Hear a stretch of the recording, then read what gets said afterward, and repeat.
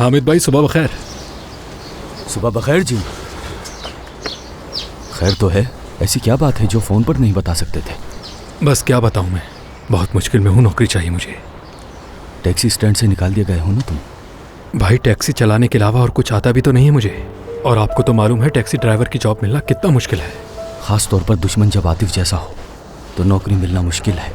आप तो मुझे सच बताएं, आपको तो उसकी बातों पर यकीन नहीं है ना? बिल्कुल हामिद भाई। जिम, मुझे उस पर बिल्कुल यकीन नहीं है। बचपन से जानता हूँ तुम्हें। ओह, बहुत शुक्रिया आपका भाई। बताओ मुझे, क्या कर सकता हूँ तुम्हारे लिए?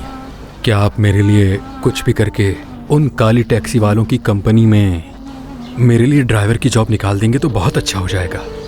कारोबार पहले जैसा नहीं रहा जिम। पुलिस ने हर वक्त हम पर नज़र रखी हुई है। बहुत बड़े बड़े जुर्माने रख दिए जो हम नहीं दे सकते। स्टैंड वाले भी डर गए हैं। सिर्फ उसे ही रखते हैं जिनके पास पैसेंजर ज़्यादा होते हैं।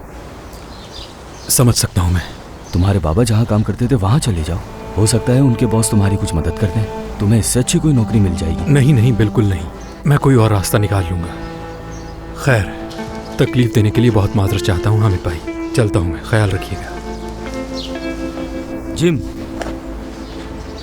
इधर आओ ज़रा।